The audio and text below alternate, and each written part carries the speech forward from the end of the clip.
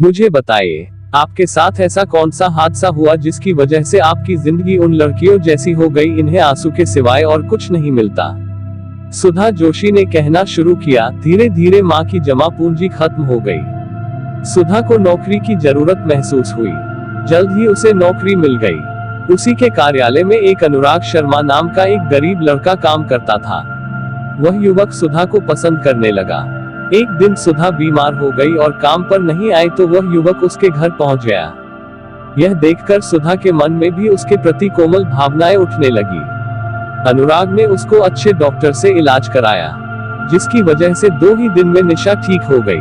फिर इसी तरह उनका प्यार परवान चढ़ता गया और फिर 6 महीने बाद ही दोनों ने शादी कर ली। दोनों का वैवाहिक जीवन सुखपूर्वक व्यतीत होता गया और अनुराग ने नौकरी छोड़कर व्यवसाय कर लिया। अब वह व्यापार के सिलसिले में हवाई जहाज से यात्रा करने लगा और एक यात्रा के दौरान हवाई जहाज की भयानक दुर्घटना में अनुराग की मृत्यु हो गई। सुधा का जीवन अंधकार में हो गया। वह बेसहारा हो गई। जीवन यापन के लिए किसी चीज का अभाव न था, लेकिन अकेलापन उसे विचलित कर देता। इसी प्रकार सुधा एक दिन अपने लॉन में बैठी कविता गुनगुना रही थी। तभी कमलेश नाम का युवक वहां से गुजरा तो उसने सुधा की कविता सुनी तो प्रशंसा किए बिना नहीं रहा गया उससे। बहुत अच्छा गाती है आप। सुधा ने उसे देखा और उसकी बातें सुनी तो उसे बहुत ही अच्छी लगी। कमलेश ने कहा, आप चुप है, बुरा मान गई क्या? मैं क्षमा चाहता। नहीं, आपने तो मेरी तारीफ की है। बुरा नहीं, कुछ अच्छा ही लगा है। आप कौन है और कहाँ रहते हैं? सुधा जल्दी जल्दी बोली। फिर दोनों का इसी तरह कविताओं के बहाने मिलने का सिलसिला चलता रहा। कमलेश की अभी शादी नहीं हुई थी। सुधा कमलेश को सच्चे मन से चाहने लगी थी, लेकिन अनजाने डर की वजह से चुप रही और उसने अपने विधवा होने की बात कमलेश से छुपाती रही। कुछ दिन तक दोनों इसी तरह मिलते रहे और सुधा ने अपने को पूर्ण समर्पित कर दिया कमलेश को। कमलेश जब भी शादी करने की बात कहता सुधा उसे टाल देती। एक दिन सुधा के विधवा होने की बात कमलेश को मालूम पड़ गई और वह सुधा का छलावा देखकर उससे दूर रहने लगा। कमलेश अचानक उससे बहुत दूर चला गया और सुधा एक बार फिर अकेली हो गई। इसी गम की वजह से सुधा ने अपने आप को घर में कैद कर लिया और एक दिन जहर खाकर आत्महत्या करने का प्रयास किया, लेकिन उसे बचा लिया गया। कमलेश को यह बात मालूम हुई तो वह सुधा से आकर मिला। दोनों का प्रेम प्रसंग फिर चल पड़ा। इसी बीच वह गर्भवती हो गई। यह सुनकर कमलेश अचानक ही 2-3 महीने के लिए गायब हो गया। एक दिन आया तो उसने साफ साफ कह दिया कि वह उसे कभी नहीं अपनाएगा और ठुकरा कर चला गया हमेशा के लिए। उसके जाने के बाद सुधा ने अपनी वसीयत एक अनाथालय के नाम कर दी और फांसी लगाकर मर गई।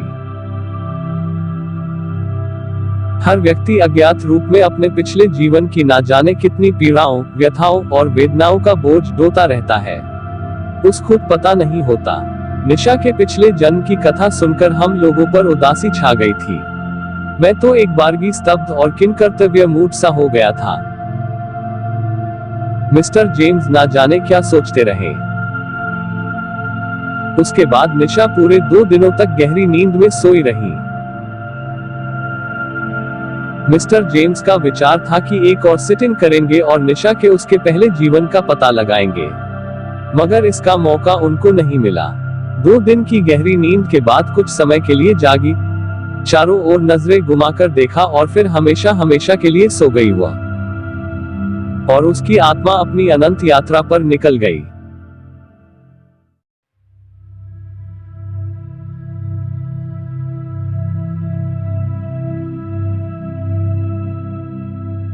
मेरे एक परिचित थे, नाम था राम स्वरूप चतुर्वेदी। वैसे तो चतुर्वेदी जी पिछले 3 साल से बड़े भयंकर क्षय रोग से पीड़ित थे। उस जमाने में क्षय रोग को असाध्य माना जाता था। अपने हिसाब से चतुर्वेदी जी ने इलाज में कोई कसर नहीं छोड़ी थी, लेकिन एक दिन खांसते खांसते खून की उल्टी हुई और उनका देहांत हो गया। रात अधिक होने की वजह से शवदाह के लिए सवेरा होने का इंतजार करने लगे। परंपरा अनुसार शव को नहलाया गया। उसी समय एक अविश्वसनीय चमत्कार हुआ। चतुर्वेदी जी की सांस अचानक चलने लगी। चेकअप कराया तो डॉक्टर ने बताया कि जीवित है और कुछ ही क्षणों बाद उन्होंने आंखें खोल दी। जब उनकी आंखें खुली तो मालूम हुआ कि उनकी अंत्येष्टि की तैयारी की जा रही थी। क्योंकि उनकी मृत्यु 6 घंटे पहले हो चुकी थी तो उनके आश्चर्य की सीमा नहीं रही। इस घटना के लगभग 3 वर्ष बाद चतुर्वेदी जी की मृत्यु हुई। खैर, निशा के बाद मेरे जीवन वह दूसरी घटना थी। मेरे यह पूछने पर कि आपको मृत्युपरांत क्या अनुभव हुआ, तो इसके उत्तर में चतुर्वेदी जी ने बताया कि वह सचमुच आश्चर्यजनक था। चतुर्वेदी जी ने कहा कि मुझे जब खून की उल्टियां हो रही थी उसके कुछ ही समय बाद सामने घोर अंधेरा हो गया। फिर क्या हुआ मुझे कुछ पता नहीं। कुछ सोचते हुए बोले, जब होश आया तो देखा खाट पर मेरा शरीर पड़ा है और परिवार के सारे लोग मेरी खाट के चारों ओर बैठे हुए हैं। मुझे आश्चर्य हुआ कि आखिर बात क्या है। तभी 2 व्यक्ति आए और मुझसे कहने लगे, चलो मेरे साथ, यहाँ अब तुम्हारा कोई काम नहीं। वे दोनों आदमी कैसे थे? दोनों सामान्य रूप, रंग और आकार प्रकार के थे। उनके चेहरे पर शांति थी और आंखों में था तेज। मैं बिना कोई प्रतिवाद किए उनके साथ चलने लगा। वे मुझे कहां ले जा रहे थे मेरी समझ में नहीं आया। काफी दूर जाने के बाद मुझे सामने बहुत बड़ा पुराना किला दिखाई दिया। किले के विशाल फाटक पर काफी भीड़ थी, मगर भीड़ में कोई किसी से बोल नहीं रहा था। सभी खामोश थे। अचानक मेरी नजर नरोत्तम पांडे पर पड़ी। कौन नरोत्तम पांडे? मेरा पड़ोसी था। कुछ दिन पहले ही उसकी शादी हुई थी। ना जाने किस बात पर उसने जहर खाकर आत्महत्या कर ली थी। तब मैंने उससे पूछा कि नरोत्तम, तुमने जहर क्यों खा लिया था? तब उसने कहा, नहीं, मेरी पत्नी ने दूध में जहर मिलाकर खिला दिया था, तब से यही खड़ा हूं। फिर थोड़ी ही देर बाद फाटक खुला। भीड़ भीतर जाने लगी। मैं और नरोत्तम भी अंदर चले गए। भीतर काफी लंबा चौड़ा मैदान था जो चारों तरफ दीवारों से घिरा हुआ था, जेल की कमरों की तरह। हर कमरे का अपना अपना फाटक था और उसके ऊपर कुछ लिखा हुआ था जो मैं पढ़ नहीं सका। सभी लंबी कतार बनाकर खड़े हो गए। एक लंबा चौड़ा पहलवान जैसा आदमी एक ऊंचे मंच पर खड़ा होकर जोर जोर से चिल्लाकर कह रहा था कि जिन लोगों ने जहर खाकर, फांसी लगाकर अथवा पानी में डूबकर आत्महत्या की है, वे लोग फला कमरे में चले जाए। इसी प्रकार जो लोग भयंकर रोग आदि से मरे हैं, वे फला कमरे में चले जाए।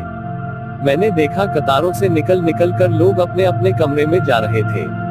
रोग से मरने वाले अपने कमरे में चले गए। अपने अपने भयानक रोगों और बीमारियों की असहनीय पीड़ा से सभी रोगी कहरा रहे थे। एक तरफ दवाओं की गंध तो दूसरी तरफ मलमूत्र की गंध फैल रही थी। यही हालत अन्य जगहों की भी थी। मरते समय जो पीड़ा जिसे थी वो स्थायी बन गई थी उनके लिए। मैं अपने कमरे में गया तो दूसरे लोगों की तरह मैं भी रोने कल्पने लगा। तब वे दोनों व्यक्ति आए और कहने लगे, तुम यहाँ से जाओ, बाद में आना। उनका इतना कहना था कि मुझे गर्मी लगने लगी और मैंने आंखें खोल दी। अंत में चतुर्वेदी जी बोले, वह सब सपना सा लगता है, लेकिन इस बात का पता जरूर लगाया कि सचमुच नरोत्तम ने जहर खाया था कि उसकी पत्नी ने दिया था। बात सच निकली। उसकी पत्नी ने ही प्रेमी के चक्कर में जहर दिया था। इससे यही साबित होता है कि वह सब कुछ सपना नहीं, यथार्थ था। इतना कहकर चतुर्वेदी जी आकाश की ओर शून्य में देखने लगे। चतुर्वेदी जी ने जो विवरण दिया था उससे इस तथ्य पर प्रकाश पड़ता है कि मृत्यु के समय जो शारीरिक स्थिति रहती है वह मृत्युपरांत स्थायी हो जाती है। यह पीड़ा अथवा कष्ट तब तक बना रहता है जब तक कि आत्मा कहीं जन्म नहीं ले लेती। मरणासन व्यक्ति को किसी न किसी रूप में अपनी मृत्यु का आभास हो ही जाता है। सबसे पहले मरणासन व्यक्ति जिस धर्म और संस्कार का होता है उससे ही संबंधित आत्माएं उसे घेर लेती हैं, जिन्हें देखकर मरणासन व्यक्ति यह कल्पना कर लेता है कि ये लोग यम के दूत हैं जो उसे लेने आए हैं। तो दोस्तों, इन दोनों घटनाओं के बारे में जानने के बाद और इस वीडियो को देखने के बाद आप लोग जन्म, मृत्यु और पुनर्जन्म के बारे में क्या सोचते हैं? कमेंट्स में जरूर बताएं और परलोक के और भी रहस्यों को जानने के लिए हमारे चैनल को सब्सक्राइब कर लीजिए। धन्यवाद।